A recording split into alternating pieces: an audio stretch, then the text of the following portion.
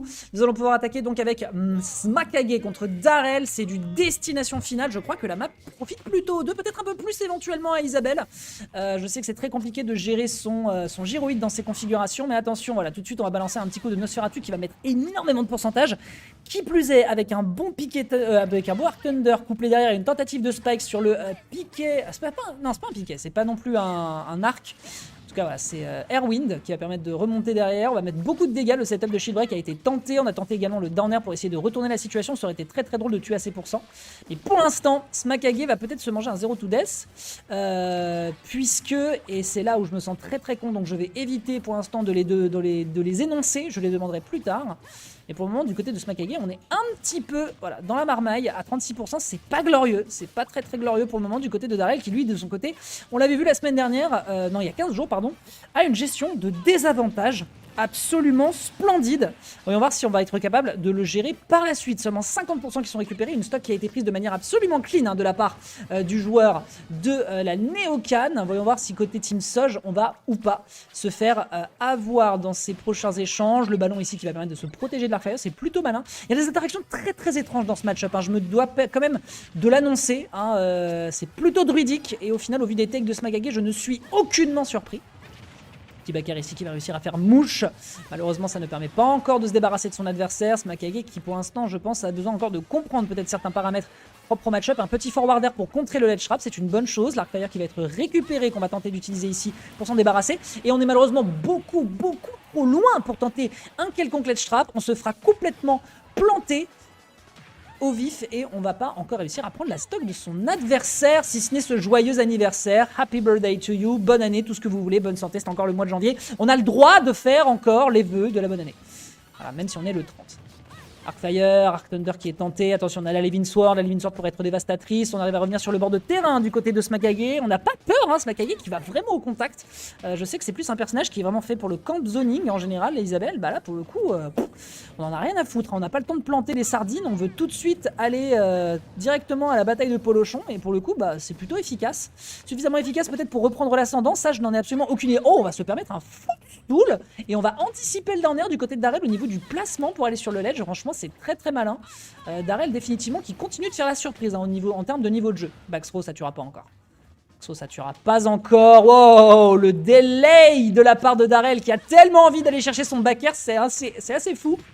C'est assez fou, on n'a pas le temps de setup quoi que ce soit en termes de ledge trap. Derrière, est-ce qu'on peut punir le up tilt qui va faire le café mais qui va pas encore réussir à faire quoi que ce soit parce qu'on est à 116%. On n'oublie pas qu'il y a un backer en cuillère. Le backer en cuillère, il faut pas se le placer sous l'adversaire.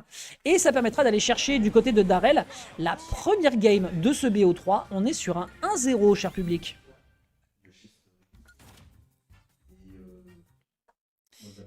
Alors...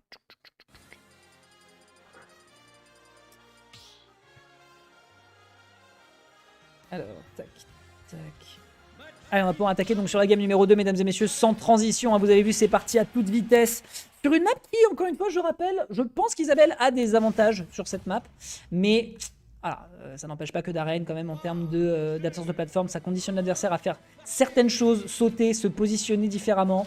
Et forcément, ça va peut-être lui desservir. On décide de partir sur Lylat. Lylat, donc c'est le choix de Smakage. Donc on va faire confiance ici à son intuition. Et pour le moment, le jeu de Ning qui fonctionne déjà un poil plus. On n'est pas tombé dans les travers de la game précédente. On ne se fait pas autant punir, on ne se fait pas autant repousser. On va utiliser ici directement le renvoi de l'Arcfire pour essayer de gérer un peu plus les tentatives d'approche de Darrel. Darrel qui pour l'instant a une très très bonne gestion en termes de positionnement, on le voit, il part en retreat quand il voit que l'adversaire ne sait pas encore quoi faire, on repart à l'assaut dès qu'on voit la réaction de l'adversaire sur le bord de terrain.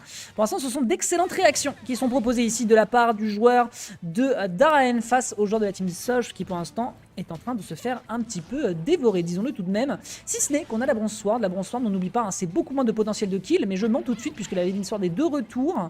Après la recovery d'Isabelle, a priori on devrait pouvoir la gérer. Attention quand même en termes de mana, faut pas oublier que le personnage utilise des ressources chaque fois qu'il utilise sa recovery. Je pense qu'il va pouvoir le faire encore une fois et ensuite ce sera terminé, il en est conscient. Mais on a quand même réussi à mettre une bonne quinzaine de pourcents et derrière je crois que la DI est peut-être pour quelque chose, à moins que ce soit l'air dodge.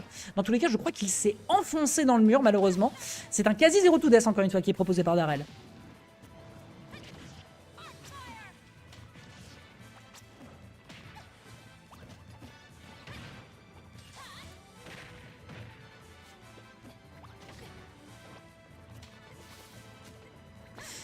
Pour l'instant, ouais, c'est encore compliqué. 50% qui sont mis uniquement ici sur Darrell, qui a un petit peu de mal à être géré du côté de Smakage. Si ce n'est que là, on a un petit début de ledge trap. Attention à ne pas se faire reverse. Ça aurait pu être dévastateur ici, cette situation.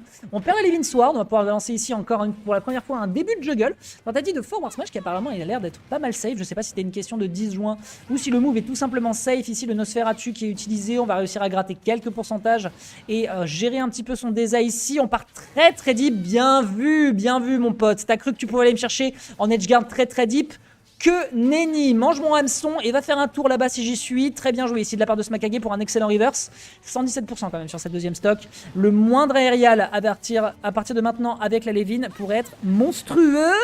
On tient le choc. Bonne DI ici en dépit de la toute petite map qui est Laylat.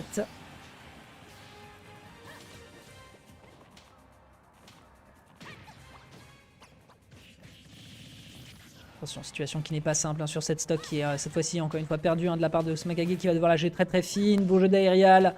Encore une fois, au niveau des positionnements et au niveau de la gestion de son désir, j'ai l'impression que Darrell est clairement un poil sur le dessus du côté du niveau. Là, ici, on récupère la Living Sword évidemment au meilleur moment. Je ne sais pas du tout comment fait Darrell, mais il a une gestion au niveau de ses ressources, notamment sur la Living Sword, qui force le respect. Dommage, on n'aura pas pu faire quelque chose. Je ne sais pas si le personnage a des setups de...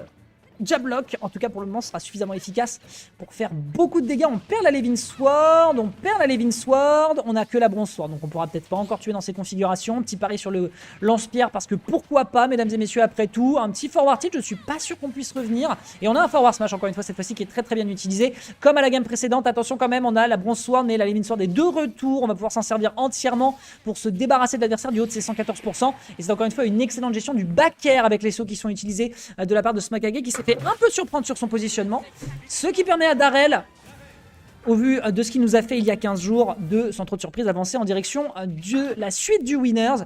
Encore une fois, Smakage, on l'a déjà vu faire des